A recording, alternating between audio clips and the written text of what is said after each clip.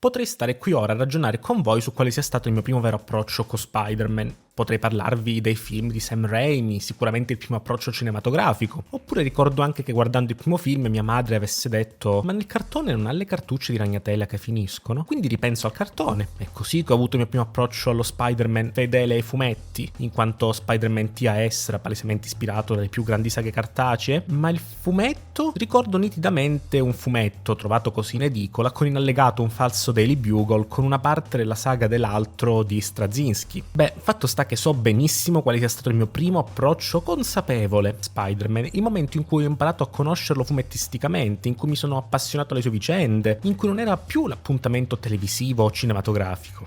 Ultimate Spider-Man, ironicamente conosciuto con il gioco per PS2 però all'inizio, o meglio sapevo cosa fosse Ultimate Spider-Man ma non l'avevo mai letto prima del gioco. Ultimate Spider-Man mi ha davvero accompagnato per parecchio, sia con la versione a spillati seppur non dal primo numero, sia nelle raccolte fatte successivamente che conservo gelosamente. Eppure, come tutte le cose belle, ha avuto sicuramente una grandissima ascesa, un periodo estremamente florido e poi un declino culminante in quasi una presa in giro a noi lettori stessi. Oh beh, io sono Matteo Di Bella, Ocelot MDB sui social, saggista e creator appassionato di fumetti e cartoni, e oggi vi parlerò di Ultimate Spider-Man, ascesa e declino.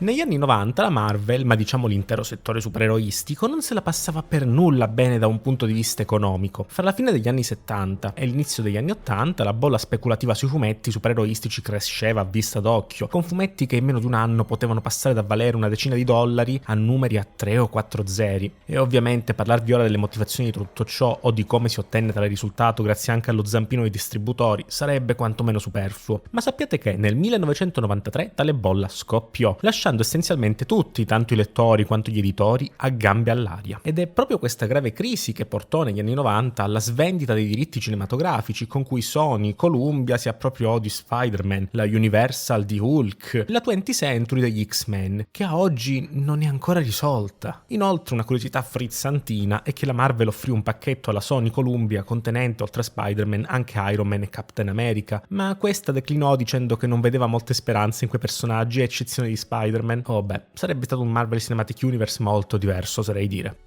Tornando a noi, Marvel è a gambe all'aria e inoltre i fumetti non si vendono. Ma perché i fumetti non si vendono? Beh, perché banalmente non arrivano più nuovi lettori, tutti spaventati dalla mole di numeri e della serrata continuity di ogni personaggio. Se qualcuno negli anni 90 avesse voluto leggere Spider-Man avrebbe trovato un personaggio adulto, sposato, con delle trame intrecciate fra loro, iniziata nel 1963. E le pezze potevano essere messe solo fino a un certo punto. Nel caso di Captain America, ogni tot anni aggiornavano gli anni in cui era rimasto congelato. Per 10 anni, per 30, per 40, ma per altri era semplicemente impossibile conciliare lo scorrere del tempo con l'idea di attrarre nuove persone.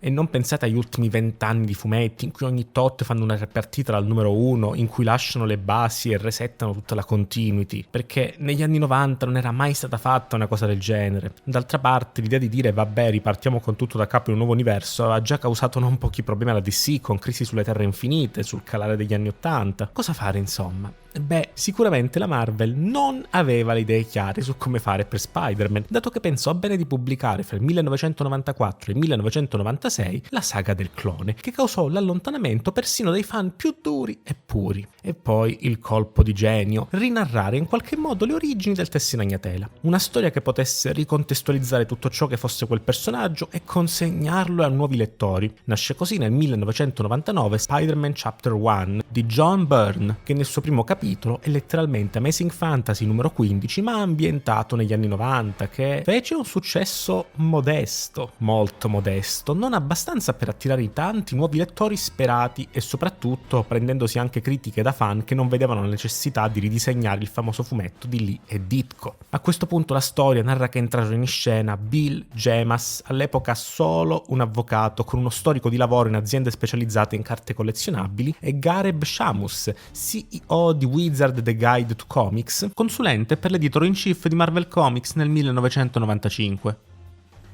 consigliarono piuttosto un vero e proprio reboot generale, mettere fine a tutte le storie in corso e ripartire da capo. D'altro lato, i capoccia e la Marvel non erano tanto propensi a questa scelta, volendo piuttosto cercare di creare nuovi personaggi con cui fare questa ripartenza senza toccare i mostri sacri. E da queste due idee venne fuori quella definitiva nel progetto Ground Zero, un reboot da affiancare alla testata principale. Ci sarebbe stata quindi la serie storica da una parte e la serie nuova ripartita da capo senza alcuna spiegazione tipo altri universi, semplicemente sarebbe esistita. Gli unici paletti che vennero messi dopo un brainstorming di Bill Jemas, Gareb Sheamus, Lou Aronica, Bob Harris, Mark Power e Joe Quesada, promosso lui intanto nuovo editor in chief della Marvel, furono relativamente agli eventi canon del personaggio, che sarebbero stati in comune con quelli della controparte storica, dal momento che l'idea era far iniziare le persone ad appassionarsi con i Ground Zero e poi fare in modo che iniziassero a leggere le testate ufficiali. Il nome divenne a quel punto ufficialmente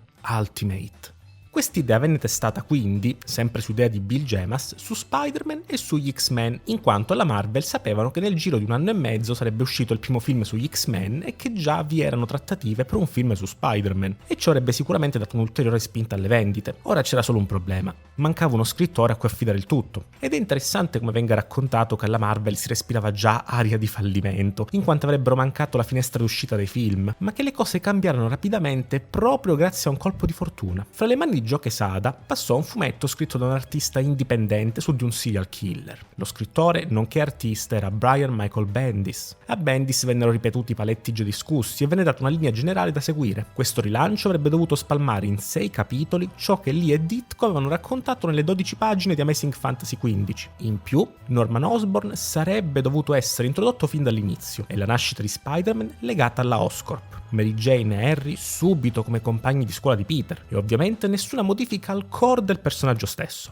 Bendis scrive quindi uno script di questi 6 capitoli, oltre 100 pagine di fumetto, e la Marvel la gira a un artista che già a fine anni 80 si era distinto per i suoi lavori su Spider-Man e Venom, Mark Bagley, che, come dichiarerà, riceveva ogni giorno almeno 19 proposte orribili, ma quella non rientrava fra le 19. Il team Brian Michael Bendis e Mark Bagley lavorerà quindi a oltre 100 capitoli di Ultimate Spider-Man che, dalla sua prima uscita nell'ottobre del 2000, diventerà rapidamente uno dei fumetti più venduti di sempre della Marvel, aiutando a risollevare le casse della Casa delle Idee.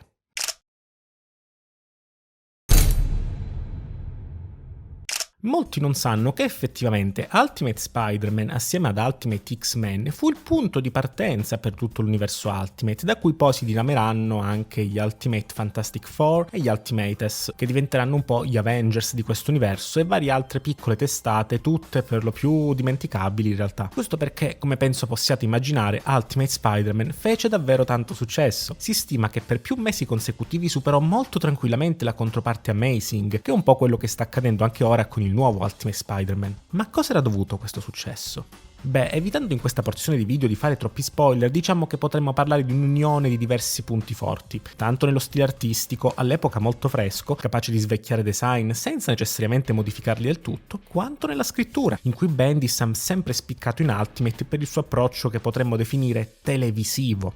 Se, soprattutto all'inizio, Spider-Man di Lee e Ditko era molto stringato e didascalico, con queste vignette dritte al punto e personaggi che spiegano ogni cosa, Ultimate Spider-Man si prendeva il suo tempo per far ambientare totalmente il lettore, creando un ambiente effettivamente slice of life che paresse quindi una vera e propria serie televisiva. Scene di chiacchiere che non portano a nulla, scene di famiglia, scene scolastiche. L'obiettivo non era arrivare subito a Spider-Man, bensì farci conoscere bene Peter Parker e i suoi comprimari, in maniera tale che noi potessimo come prima cosa abituarci a tutti loro, perché ciò che avevano ben capito era come sarebbero riusciti a vendere unicamente facendo interessare i lettori ai personaggi, perché fondamentalmente chiunque sarebbe stato scettico nel rileggere semplicemente la stessa storia già conosciuta.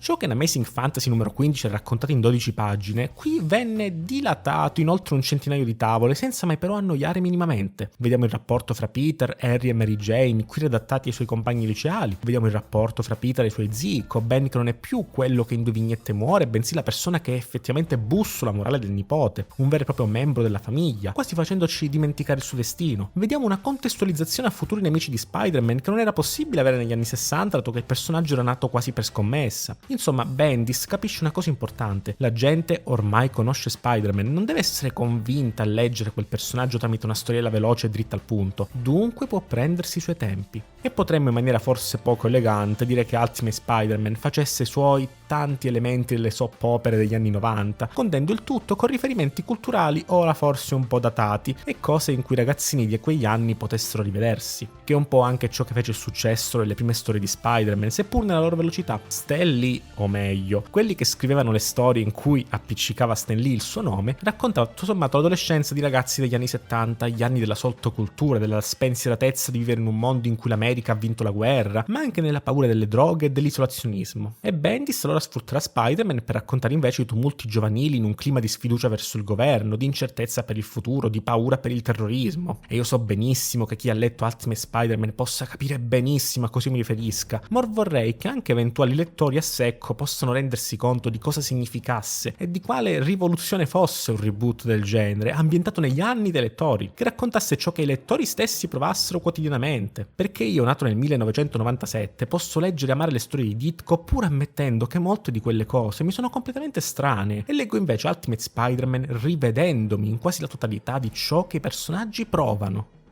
È pur vero che, letto ora, soffre molto di essere stato scritto a inizio 2000 con quell'edgy generale che non so, alcune volte anche esagerato, all'ombra di Matrix in cui tutto era fatto di cappotti neri lunghi in pelle, strani complotti nell'ombra. E forse è questo il motivo per cui solo Ultimate Spider-Man resistette, perché in realtà alla gente importava relativamente poco dei complotti e dell'essere edgy, bensì voleva leggere il proprio eroe preferito che provava pene d'amore, andava a scuola e si faceva amici esattamente come loro. Dell'universo quasi solo Ultimate Spider-Man riuscirà ad andare avanti abbastanza da raccontare qualcosa, con gli F4 che diventeranno essenziali per trame future solo retroattivamente, e sempre e comunque potendo saltare almeno 40 volumi che rientrano quasi nel filler per loro. Ma tutte le altre testate sono oggi quasi del tutto morte nel dimenticatoio generale, quasi inutili, e su questo direi che se non volete spoiler potete anche chiudere il video, perché scenderò molto più nello specifico di Ultimate Spider-Man.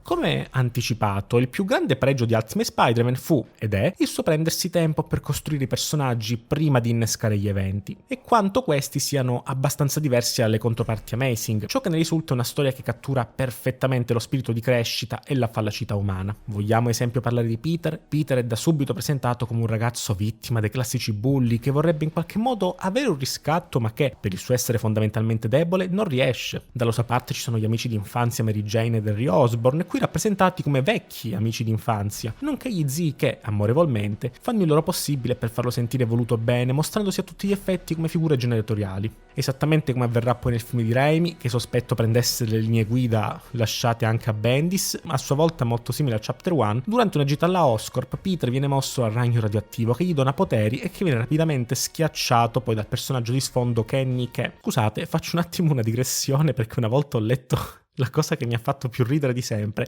Kenny, nel classico post-Nut Clarity, ha fatto 1+1 e ha capito che Peter fosse Spider-Man.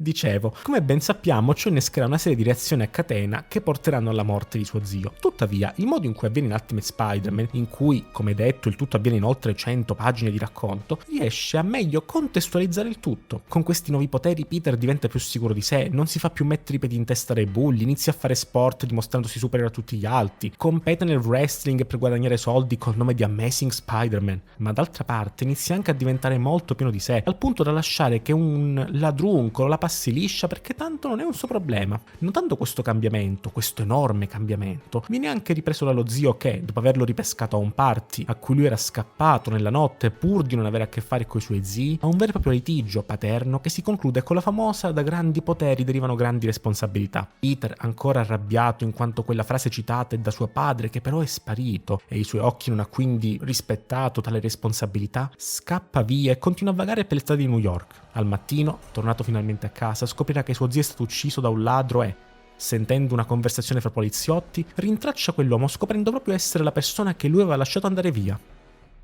Da grandi poteri derivano grandi responsabilità.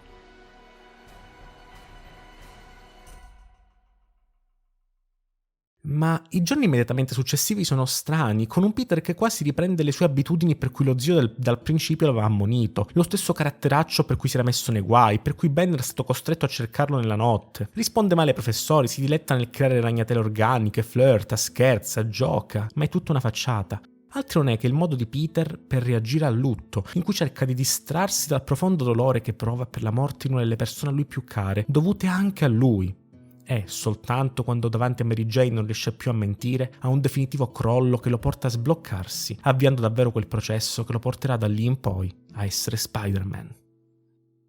Come penso possiate immaginare, pur conservando gli stessi messaggi di Amazing Fantasy XV, qui viene costruita una storia che non solo tenga conto di ogni personaggio in gioco, ma anche dando vere reazioni adolescenziali a ciascuno di essi. Bendis riesce a far sì che il Peter qui rappresentato diventi quasi un avatar del lettore, facendogli continuamente chiedere: cosa farei io? Perché le azioni del ragazzo sono molto spesso discutibili, una vera e propria testa calda, ma noi avremmo forse fatto diversamente? I noi adolescenti cosa avrebbero fatto? E successivamente Peter scoprirà che quel ladro fosse uno degli scagnozzi di Wilson Fisk, finendo quindi con lo scontrarsi proprio con Kingpin, che diventerà a tutti gli effetti un suo nemico fisso, in scontri fatti di teste schiacciate a mani nude per lanciare messaggi e battute sul fatto che Kingpin sia grassissimo. Tanto che quando si taglia radendosi la barba esce panna montata. Wow, ora non si può fare più, non lo so. In un twist di eventi, che non sto qui a parlarne, ma sappiate che per una grande porzione di racconto Peter sarà davvero ossessionato da Fisk, Peter riuscirà a metterlo nei guai con la legge mandando una ripresa al Daily Bugle, di cui poi diventerà fotografo e webmaster, in cui lo stesso Fisk uccide a sangue freddo un uomo. Ma ancora più twist di eventi sarà che, invece di iniziare a combattere classicamente da supereroe, come si vedrebbe in un normale fumetto supereroistico, Kingpin, dopo un periodo di latitanza della legge, decide proprio di non fare del male a Spider-Man, ma di comprarne diritti d'immagine in maniera tale che all'aumentare della fama dell'arrampicamuri, all'aumentare delle sue azioni positive, ne consegua un guadagno per lui in quanto venderà gadget su cui Peter non può fare nulla a meno che non si smascheri. Assurdo, eh? Questo è forse il twist più assurdamente reale che ci possa essere in un racconto. Perché ucciderlo se ci posso guadagnare? Contemporaneamente a tutto ciò, per aggiungere benzina sul fuoco, J. Jonah Jameson, pur ammettendo l'enorme complessità di eventi politici e legali attorno a varie figure di New York, farà ancora una volta la cosa più assurdamente realistica del mondo. Capirà che dividendo tutto in bene e male si vendono più copie e di conseguenza individuerà in Spider-Man il male e così via. Copia a volontà. Tutto, tra l'altro, per un cretino vestito da Spider-Man che rapinava banche. Ma tant'è. A contornare Peter ci sarà una nutrita schiera di personaggi come Mary Jane, che inizia qui quasi come un personaggio frivolo, senza carattere, ma che rapidamente si trasforma nella stessa donna forte conosciuta in Amazing Spider-Man. Il suo sviluppo è più rapido, ma sempre legato a quello di Peter, in quanto lei si renderà conto di come il ragazzo sia diverso dal solito e nel momento in cui si metteranno insieme si sentirà trascurata, abbandonata, al punto di decidere di lasciare Peter per non soffrire più. Qui lui, per amore, le confesserà però il suo essere Spider-Man, dando in via uno sviluppo quasi conflittuale per lei. Da un lato iniziando a supportarlo e comprenderlo nelle sue scelte e azioni, dall'altro pregando lui smetta, perché spaventata dal fatto che questa vita lo ucciderà prima o poi. E so che i tira e molla sono classici nelle sitcom, ma verranno gestiti quasi con una delicatezza incredibile, in cui una quindicenne completamente sola, in quanto impossibilitata a parlarne con alcuno, dovrà capire come sia avere a che fare con un quindicenne, anch'esso solo, che ogni giorno potrebbe semplicemente morire e lasciarla così, con rimpianti e con dolore. Altro che la Mary Jane di Zeb Wells. A lei presto si aggiungerà anche Gwen, qui riimmaginata come studentessa trasferita, un po' punk, che verrà anch'essa catturata dal fascino di Peter e con cui inizierà anche un piccolo tira e molla. Ma dal momento che Bendis non era uno degli scrittori di oggi che idealizza Gwen al punto da voler distruggere Mary Jane, a lei sarà destinato uno sviluppo più triste, seppur simile a quello di Amazing Spider-Man 121, in quanto sarà uccisa, prosciugata proprio da Carnage dopo essersi trasferita a casa di Peter in seguito a problemi familiari. La sua morte, quasi per caso, sarà importante nello sviluppo di Peter, soprattutto per il suo dimostrare quanto tutte le persone a lui care siano a rischio non solo come vittime di chi lo odia, ma anche come morti collaterali.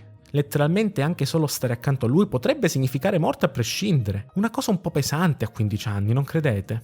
La ragazza tornerà in seguito come clone di Peter durante la rinarrazione della saga del clone, fondendosi con un simbionte durante gli eventi della guerra dei simbionti, e in seguito, dopo aver espulso tutta la parte simbionte, tornerà a vivere in casa con Peter come sua sorella, essendo appunto un suo clone, che porterà più avanti dei momenti un po' ma ci arriveremo. E parlando comunque di cloni, non possono citare una delle rappresentazioni più interessanti di persona trans mai avute in questa storia: Jessica Drew.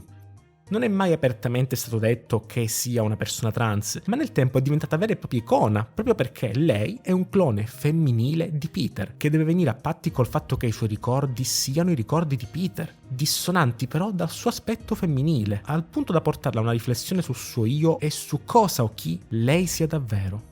E questi sono solo due dei comprimari più iconici in Ultimate, perché ci sarebbe da parlare di Norman ed Harry, il primo che diventerà Goblin nel tentativo di replicare il ragno di Peter, partendo per una folle quest di uccisione che si risolverà in battaglia cardiopalma per Peter, in cui dovrà davvero dare il tutto per tutto, fino al momento in cui lo stesso Harry diventerà Hobgoblin, venendo poi presumibilmente ucciso proprio di fronte a Peter, fino alla straziante e vera scena in cui proprio Norman ucciderà suo figlio.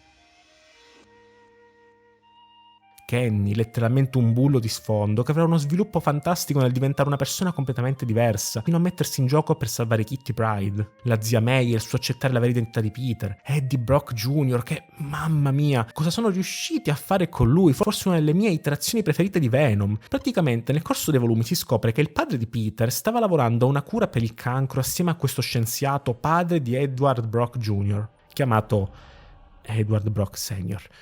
Peter incontra questo ragazzo più grande di lui, inizia a rendersi conto non essere questa grandissima persona, che addirittura esce con delle quindicenni e prova... vabbè, non voglio essere demonetizzato. Ma scopre anche che conserva parte della scoperta dei genitori, che si dimostra essere proprio il costume Venom, che attaccandosi a Peter ne amplifica i sensi ma anche la rabbia, portando la decisione di distruggere tutto. Eddie, arrabbiato per questa cosa, lo indossa a sua volta, lasciandosi praticamente consumare da Venom, senza cercare necessariamente vendetta, ma finendo poi col diventare tipo un Forrest Gump che divora persone seduto su una panchina dopo aver raccontato la sua storia. Sicuramente queste vicende meriteranno un approfondimento in futuri video.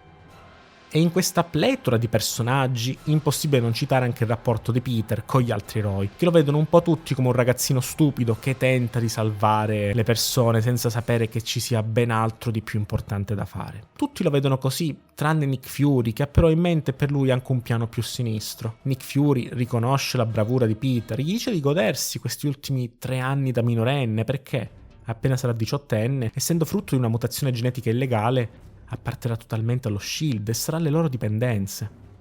Immaginate voi la consapevolezza di sapere una cosa del genere senza poter fare nulla per evitarlo, né avere nessuno con cui parlarne, ma semplicemente vivere con queste lancette che ticchettano fino al giorno in cui dovrai dire addio a tutti quelli che ami per diventare a tutti gli effetti un militare, mentre intanto altri eroi si reputano molto più importanti di te e ti guardano dall'alto in basso, quasi come una futura minaccia da dover fare fuori e per cui stare bene allerta, come tra l'altro accadrà nella saga del clone, dove interverranno i Fantastici 4 che, loro hanno comunque queste più strane di mezzo.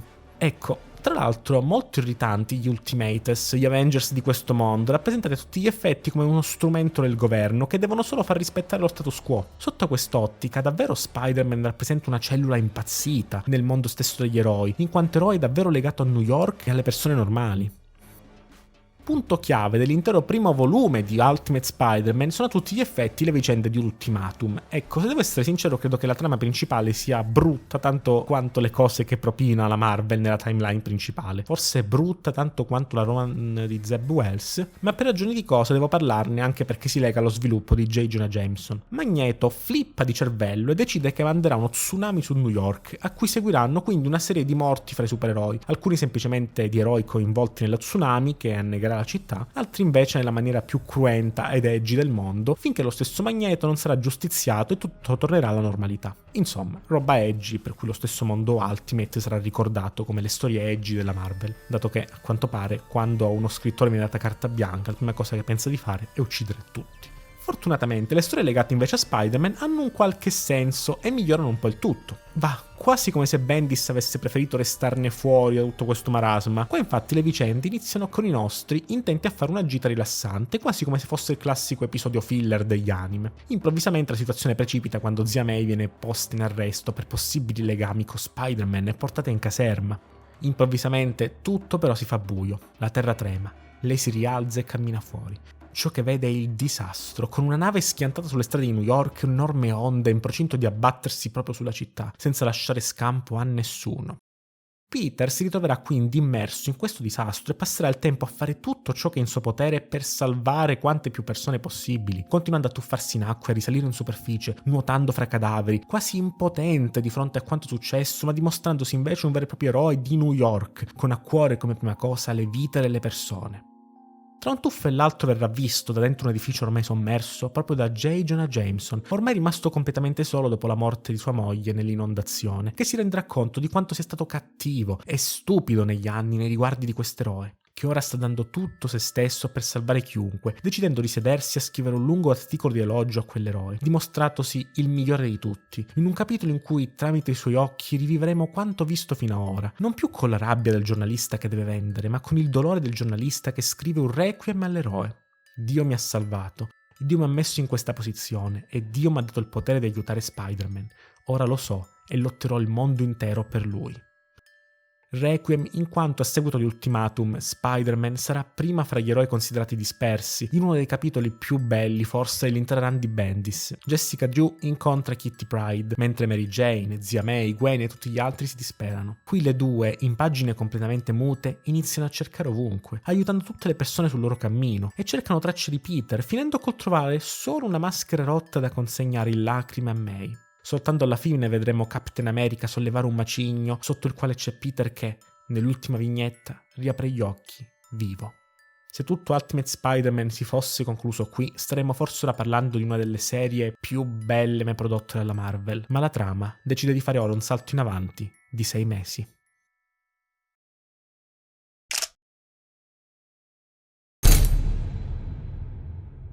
Seppur non strettamente legato al fumetto, non posso esimermi dal parlare anche del videogioco di Ultimate Spider-Man uscito su diverse console. Parlarne nel dettaglio richiederebbe un video intero a parte, perché gioco creato con amore e passione verso il media, difficilmente riscontrabile in altri videogiochi della PS2 legati al brand, e questo video in merito non nego arriverà in futuro. Ma ora vorrei poter spenderci 2 paroline sopra, sottolineando come invece non spenderò mezza parola su quella ciofeca di Ultimate Spider-Man a cartone animato, che con i fumetti di Ultimate Spider-Man non c'entra nulla e già per questo sono arrabbiato. La trama del videogioco è semplice ma efficace, quasi come se si potesse a tutti gli effetti riassumere in una vera graphic novel. Ambientato mesi dopo lo scontro fra Peter e Venom, il gioco segue le vicende dei 2 personaggi che finiscono inesorabilmente con lo scontrarsi e intrecciarsi fra di loro. Venom è braccato principalmente dalla Trask Industries, che vuole ottenere il costume per i propri scopi, e per far ciò gli manda contro Silver Sable, con una breve parentesi anche di Beetle e l'ambasciata di Latveria. Inesorabilmente in tutto ciò rimane però incastrato Peter, in quanto anche lui legato a doppia mandata al costume nero e dunque potenziale piano B, con tutte le problematiche che ne scaturiranno e gli scontri a cardiopalma che ne verranno fuori.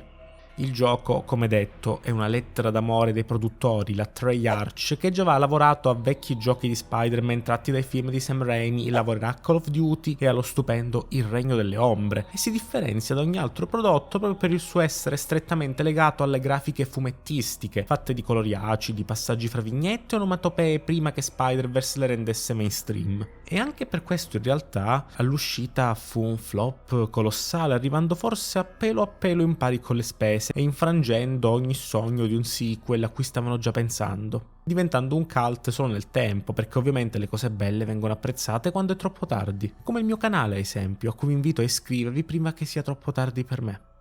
Tralasciando ciò, una cosa che in pochi sanno è che questo gioco sarebbe stato tecnicamente canonico alla trama del fumetto, in un bellissimo esperimento di cross-medialità delle trame. Questo gioco, infatti, entrò in produzione più o meno nel momento in cui il fumetto aveva affrontato il mini-arco narrativo di Venom, con lo stesso Bendis al lavoro allo script e Bagley ai design dei personaggi. Quest'ultimo, infatti, sarà proprio per questo gioco che creerà i design che appariranno poi solo in seguito nel fumetto di Ultimate Silver Sable e Ultimate Beetles, ma soprattutto Bendis prenderà una decisione molto interessante. Invece di lavorare a una trama che fosse un adattamento di quanto visto fino a quel momento nei fumetti, deciderà di lavorare a un vero e proprio sequel di quegli archi narrativi. Ogni appassionato del fumetto che avrebbe voluto avere un seguito alle vicende raccontate, di cui Bendis aveva lasciato in sospeso alcune cose, avrebbe dovuto necessariamente recuperare quel videogioco. Un'idea geniale a parer mio, seppur, dato appunto il flop di cui vi ho parlato, a ben pochi in realtà interessò, probabilmente perché il pubblico di videogiocatori era ancora troppo affezionato a uno Spider-Man 2, vedendo in questo Ultimate Spider-Man quasi un downgrade. Negli anni successivi Bendis tornerà su quest'idea, decidendo anche di incorporarla nel fumetto nel 2008, quando il gioco era invece uscito nel 2005. Seppure avesse già introdotto Silver Sable nel 2006, scanonizzando il rapporto fra lei e il Peter del gioco, gran parte delle premesse di quella trama, nonché alcune scene di Venom e Beetle, diventeranno invece base per la trama dell'arco narrativo della guerra dei simbionti che, seppur ammetto io preferisca come avvenga nel gioco, toglieranno questo dal canone una volta per tutte, relegando da quel momento in poi il gioco a una sorta di what if degli eventi. Ma in realtà chi lo gioca ora pensa già che sia così, quando invece alla sua uscita nel 2005 era a tutti gli effetti un sequel di Ultimate Spider-Man.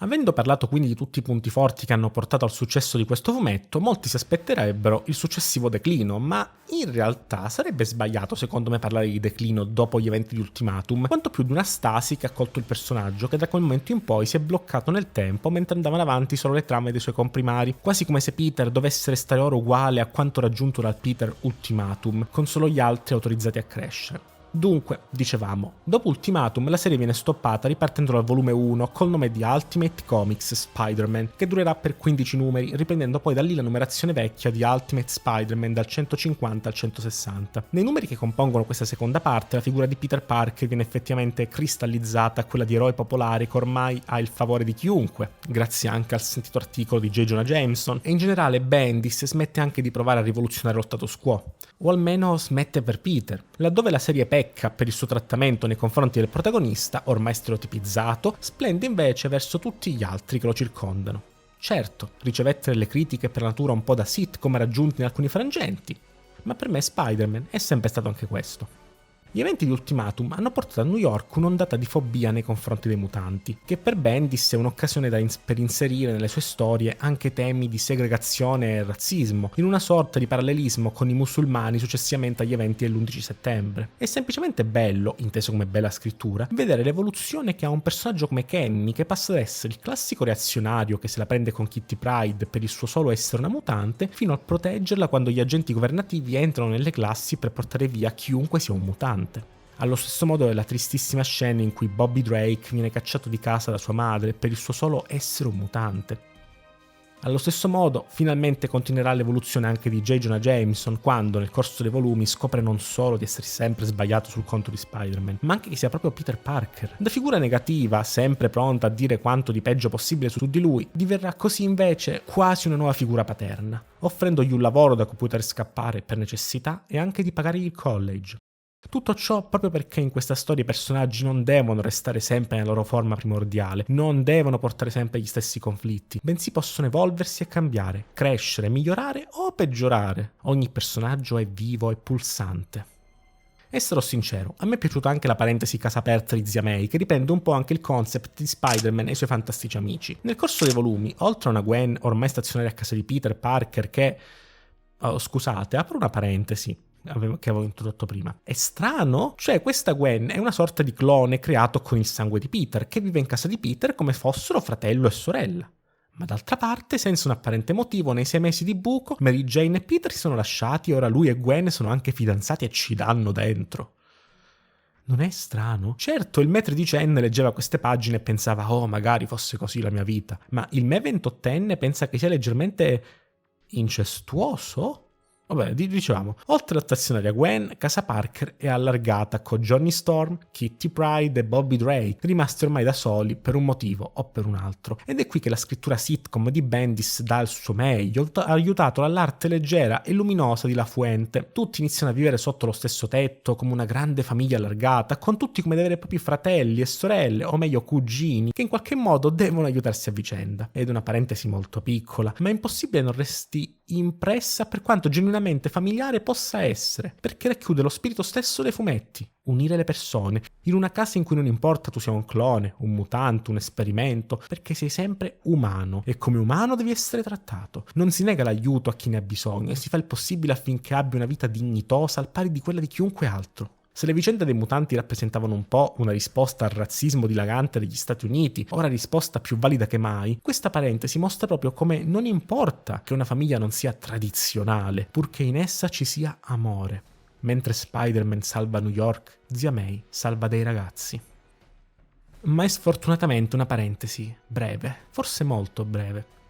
A seguito di un nuovo maxi evento di cui non mi è mai importato una cippa, Peter si becca un proiettile nel fianco pur di difendere Captain America, un eroe che lui ha sempre ammirato ma che in risposta non ha mai avuto un trattamento chissà quanto gratificante, in quanto questi lo credeva solo un ragazzino troppo forte. E già qui potremmo discutere per ore dell'importanza di fare la cosa giusta a prescindere da tutto, ma è ancora più doloroso sapere che nelle issues di Peter lui si rialza sanguinante dopo ore, non trovando nessuno e credendo di essere stato lasciato lì nel disinteresse generale a morire, quando invece nel maxi evento scopriamo che lo stesso Cap provò a portarlo in salvo, accorgendosi del suo enorme valore come essere umano, finendo però per rimanere coinvolto in altri casini.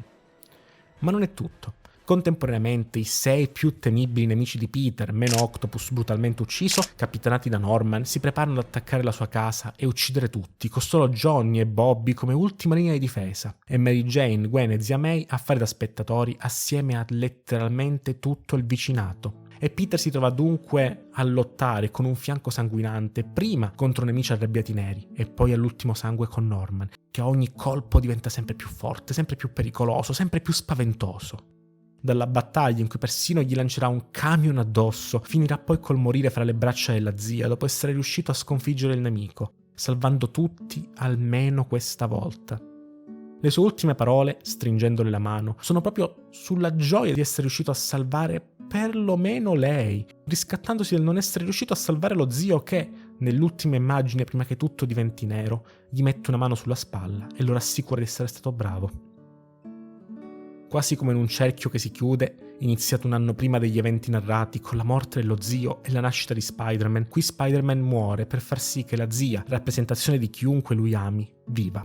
Un finale terribile e doloroso che mette fine alle vicende di Peter Parker e che in retrospettiva mostra quanto terribile sia il mondo degli eroi. Mary Jane che in lacrime gli diceva nelle loro prime confessioni che sarebbe morto continuando quella vita. Zia May che gli diceva che non vedeva l'ora di poter ammirare l'uomo che sarebbe diventato da adulto. Le paure nel momento in cui Nick Fury gli disse che a 18 anni sarebbe stato suo. Lo stesso Cap che dopo averlo visto prendere un proiettile senza esitazione ammette che da adulto sarebbe diventato il migliore di tutti loro. Ultimate Spider-Man è una storia che insegna come si possa essere fallibili, si possono commettere 1000 errori, si possa perdere più volte la speranza, ma che sia sempre possibile riuscire a fare la cosa giusta per noi e per le persone a cui vogliamo bene. Come non importino le differenze, come non conti il tuo passato, le tue azioni, quanto l'essere sempre tutti umani, fallibili, egoisti, forse alcune volte lontani, ma pur sempre umani.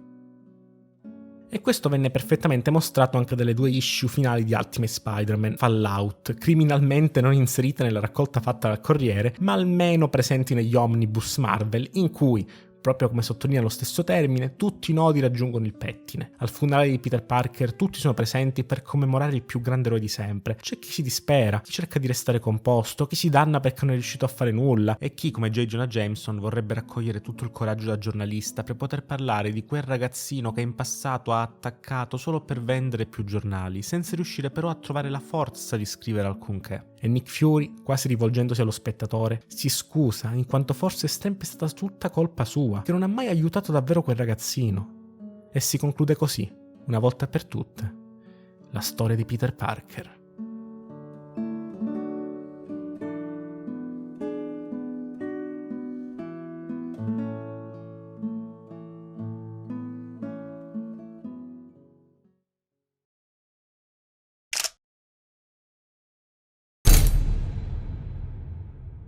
Ma c'è effettivamente un momento in cui potremmo iniziare a parlare di declino di Ultimate Spider-Man dopo la lunga stasi in cui è stato confinato, anche perché comunque si trattava ormai del 10° anno di serializzazione, se non oltre, ed è nel momento in cui viene introdotto Miles Morales, che in realtà apparve in Ultimate Fallout, ma ebbe poi la sua testata successiva alla morte di Peter. Ora, non fraintendete, io sono grandissimo fan di Miles Morales, che sembra come quelli che dicono non sono razzista, ma non è questo. È un personaggio che rappresenta non solo una cultura molto diversa da quella a cui sono abituato io, quella più urban rispetto alla borghese, ma anche una boccata d'aria fresca rispetto allo status quo a cui eravamo stati abituati, alla stasi in cui eravamo caduti. Immaginate che rivoluzione, ancora maggiore di quella introdotta da Ultimate Spider-Man classico, avere un nuovo Spider-Man con nuovi comprimari, con nuovi nemici, con nuove situazioni generali e per di più nero.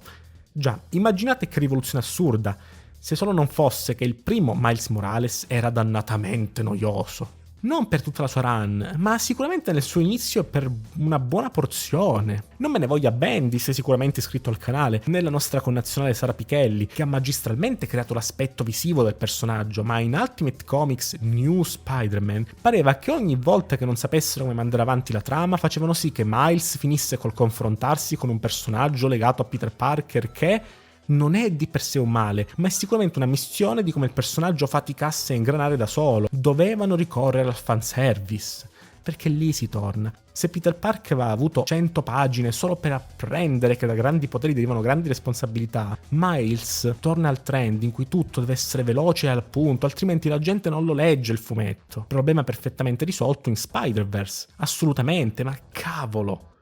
Anche perché, analizzando il core del personaggio, la storia è anche bella. Un ragazzo che vive in un mondo in cui Spider-Man è l'eroe di tutti e che nello stesso momento non solo ottiene anche lui quei poteri, ma assiste alla morte dello stesso Spider-Man originale senza poter fare nulla. Il peso di doversi quasi considerare un sostituto, il capire se dover prendere in mano l'eredità e l'effettiva sindrome dell'impostore nel pensare di essere solo un ragazzino che non può di certo rapportarsi al mondo di adulti nel quale è stato gettato.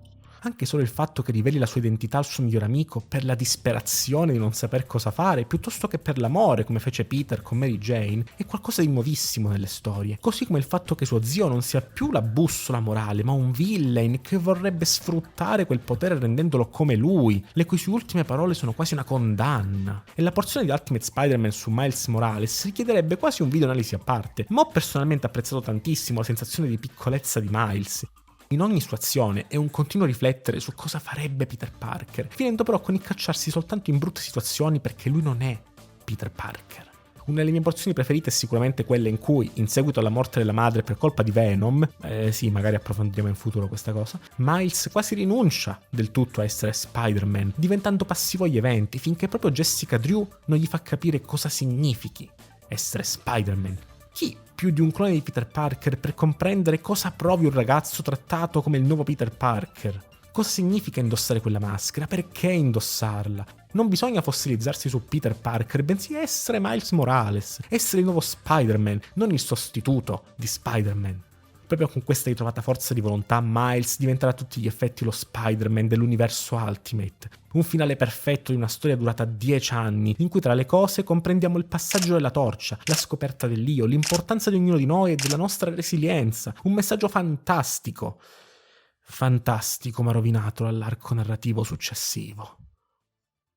In Miles Morales di Ultimate Spider-Man non so cosa fosse preso agli sceneggiatori, ma hanno letteralmente preso tutto ciò che di rivoluzionario ci fosse nell'Ultimate Universe e lo hanno gettato nel cestino.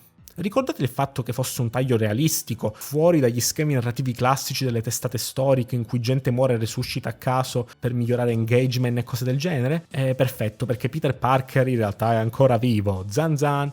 Sapete come? Il suo potere di rigenerazione è lento ma efficace e praticamente lo ha reso quasi del tutto immortale, e farò finta di non pensare che per questo sia sopravvissuto a Ultimatum, così non mi rovino la storia. Cosa peggiore, anche Norman Osborn è vivo, ovviamente, e quindi tornano tutti e due. E ancora una volta ci troviamo Peter Parker buttato nella trama che sta lì per un po', manda in crisi Miles e alla fine dice: sai cosa? Fanculo i grandi poteri e responsabilità, ora che ci sei tu, io me ne vado e mi godo la vita.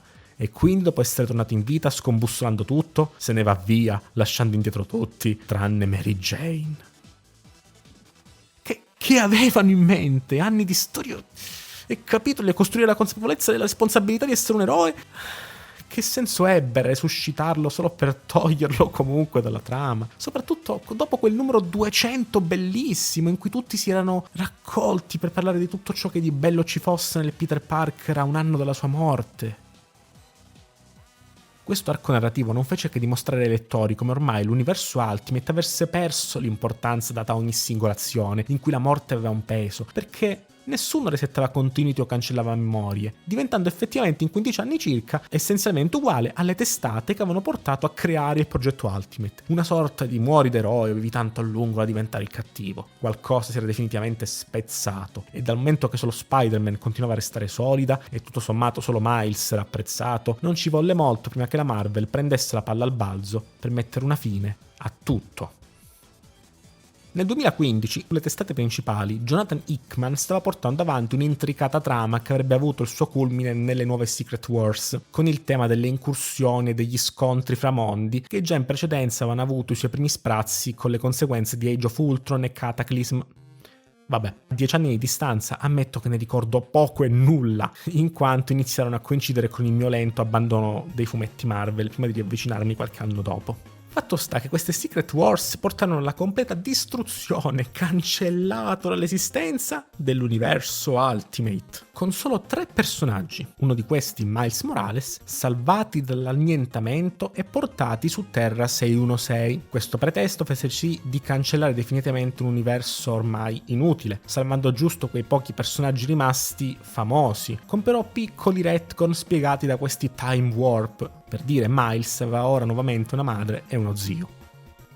Il completo annientamento dell'universo Ultimate fu un qualcosa di assurdo ai tempi della sua uscita, e ricordo che la cosa mi colpì tantissimo perché era letteralmente un cancellare definitivamente tutto ciò che fosse avvenuto fino a quel momento. E considerando che fu anche il mio vero e proprio ingresso nei comics, tralasciando Peter Parker diventato Gesù Cristo, era bellissimo vedere questo mondo crescere, sapere che in quell'universo c'era una Mary Jane che avrebbe raccontato l'anno più folle della sua vita, una Gwen che avrebbe continuato la sua esistenza, zia May, Jessica, tutti i personaggi erano cresciuti, avevano effettivamente vissuto, e mi sarebbe andata bene avere un volume con scritto: noi ci fermiamo qui nel raccontare, ma le storie continueranno sicuramente per gli eroi. Ma cancellare proprio tutto, mi sale la tristezza solo a ripensarci, seppur credo sia stata la mossa più giusta per chiudere definitivamente un capitolo che si stava corrompendo, cadendo negli stessi stereotipi da cui cercava di fuggire, in quanto sono convinto che il declino e le motivazioni dietro esse siano ora ben chiari anche a voi. Un declino dovuto alla reiterazione dello status quo, al cercare di restare su piani sicuri, tenere in vita personaggi ormai diventati iconici, smettere di rischiare. Perché puoi rischiare se stai creando qualcosa di nuovo, ma non puoi più rischiare quando quella cosa devi anche venderla. E sicuramente questo declino non cancella quanto di buono sia stato fatto in precedenza, ma è un grandissimo peccato il crollo avuto nell'ultimo arco narrativo. Se fosse tutto chiuso con Miles che diventa Spider-Man, avremmo parlato di una serie fantastica che sul finale si è affaticata, così come se fosse finito con Ultimatum staremmo parlando di un capolavoro a parer mio, ma invece hanno voluto provare la mossa universo classico fallendo incredibilmente. Ultimate Spider-Man resta comunque a oggi uno dei progetti migliori mai proposti dalla Casa delle Idee, e ammetto che, forse parlando per nostalgia, ha comunque un posto nel mio cuore più in alto del nuovo universo Ultimate, seppur sia anche esso qualcosa di fantastico. Che dire, sicuramente tornerò in futuro a parlarvi di Ultimate Spider-Man, magari affrontando archi narrativi nello specifico che ho teaserato oggi, così come altri personaggi che meritano approfondimenti. Ma per ora direi che da Matteo Di Bella è tutto. Alla prossima.